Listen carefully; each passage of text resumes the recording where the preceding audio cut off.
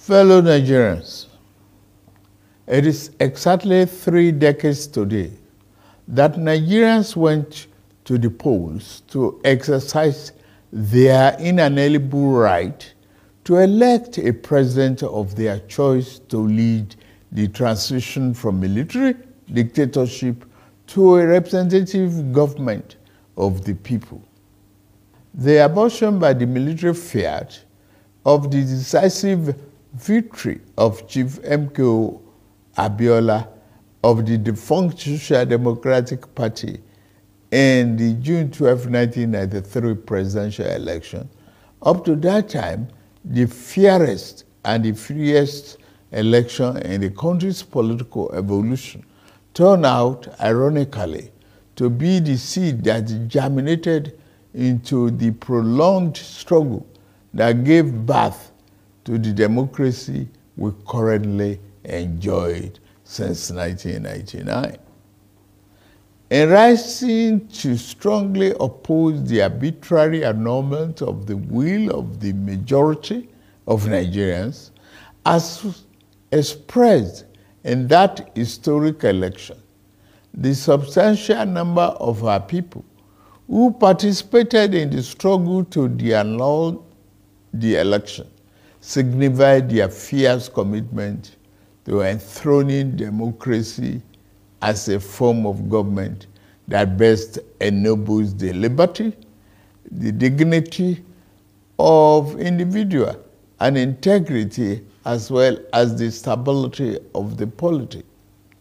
The fierce opposition to the annulment of June 12, 1993 presidential election and unrelenting pro-democracy onslaught it unleashed was the equivalent of the battle against colonial rule by our founding fathers that resulted in the gaining of Nigerian independence in 1960.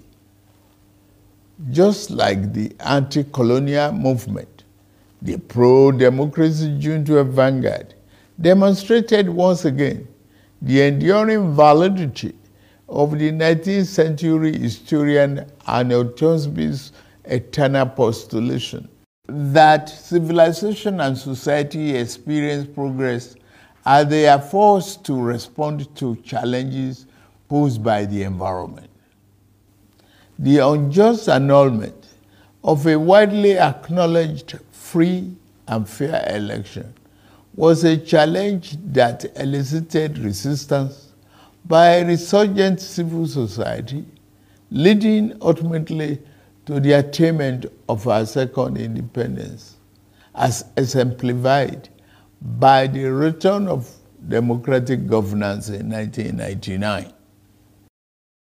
Fellow compatriots, we celebrate a day that has remained a watershed in our nation's history, not just today, but for every June 12, for the endless future that our beloved country shall exist and work stronger and stronger.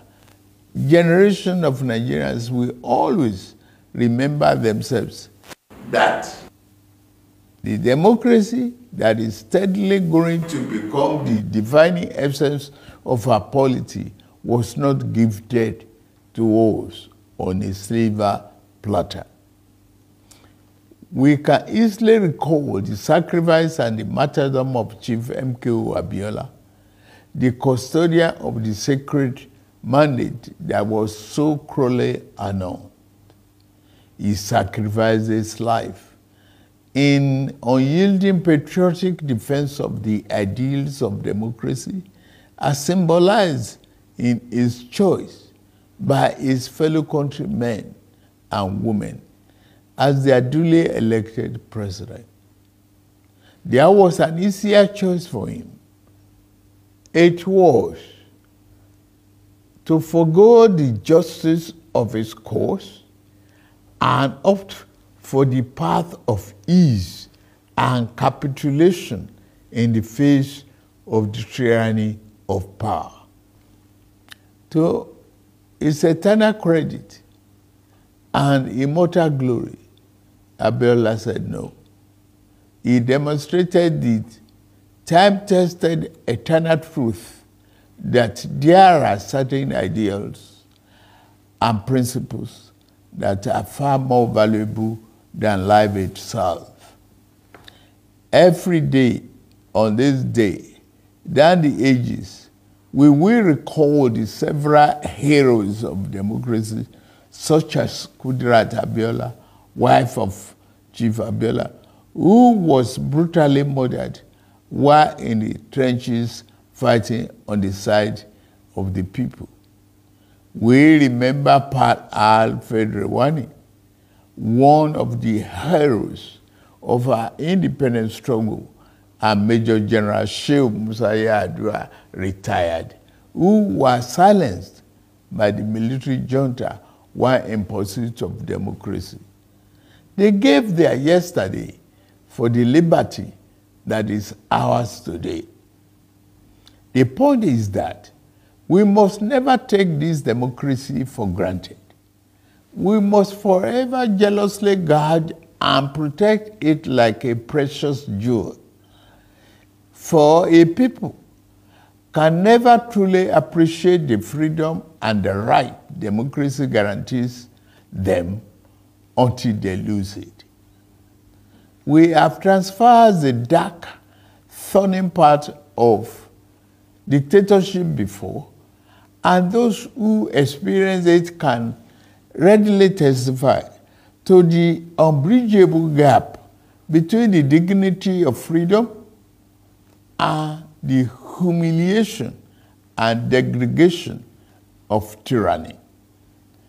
True, yes, rancorous debates, interminable wrangling, ceaseless quarrels, bitter electoral contestations may be perceived by some as the unattractive feature of democracy, but they also testify to its merits and value. This year, we held the 7th in the cycle of elections that have become sacred ritual of our democratic practice in this dispensation since 1999.